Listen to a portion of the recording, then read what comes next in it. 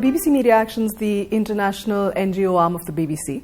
We use media and communications as our primary tools, and we use media and communications for social impact. So while we're a part of the BBC, we don't do news and current affairs communication, but we use every other form of media and communication, including television drama, advertising, radio, a lot of work on digital, as well as below-the-line communication. And we do all of this to see social impact in the country. We work in 3 sectors, so we look at social impact in health, we work in governance and rights, and we work in resilience, which we describe both as economic resilience as well as climate change resilience.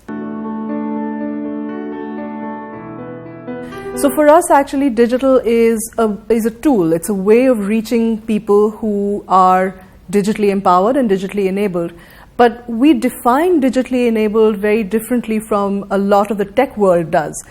For us, in a lot of cases, we look really at who our users are, who are the communities that we want to work with, what are their digital connections, and what do they already have in terms of technology, and we look at leveraging that. So for example, we do a lot of work on maternal and child health in now 13 states in the country, where we use digital solutions to reach poor, rural, marginalized, low literate families who don't really have any other access to information about maternal and child care. But what that means as well is that they don't have the latest smartphone, and they very often don't even have the newest feature phone. So we go back to old technology, and we use, for instance, IVR to reach families at scale. These are families who are usually the hardest to reach, and the users that tech companies normally wouldn't prioritize as consumers. Data that we've looked at shows that actually only 45% of those women have access to a mobile phone. This is different from ownership, which is significantly smaller. And actually of that, 45% sounds like it's a decent number, but when you start to unpack that, then you find that only 38% of women have access to a phone during the day.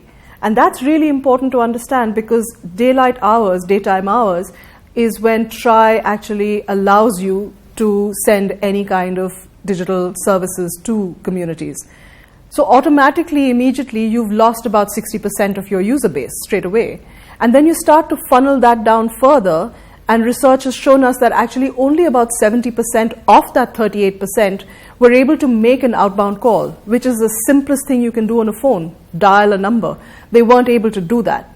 So for us, in making our design decisions about services and about using digital technology, it was really important to factor all of this in, to think about not just ownership and access, but usability and digital literacy, because that's fundamental in making sure that whatever you design is going to reach the people it needs to reach, and is usable by the people it needs to reach.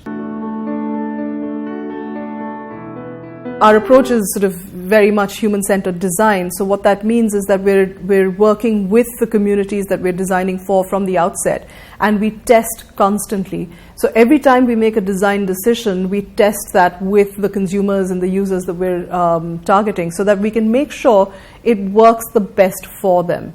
It's the kind of research that actually led us to say, even though we're using IVR, absolutely flatten the navigation, so keep it really, really simple for users. So at the end of the day, the most amount of navigation on any of our services that users have to do is an option between 2 choices, and that's it.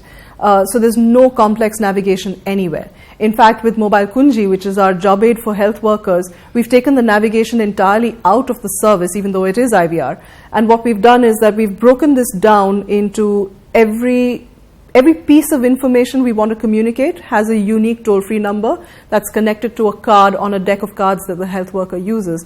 And it's that allows her to focus on specific bits of information that she wants to communicate, and then it really allows her to reach that piece of audio communication, that IVR chapter, if you like, with the greatest of ease. That's absolutely the backbone of the work that we do, is data-driven management. It's something that all of our services track data constantly. We're looking at, for Mobile Kunji, for instance, per user, we're looking at usage on a daily basis. We can track by each health worker or by each user exactly which cards they're dialing into and how much time they're spending on each card.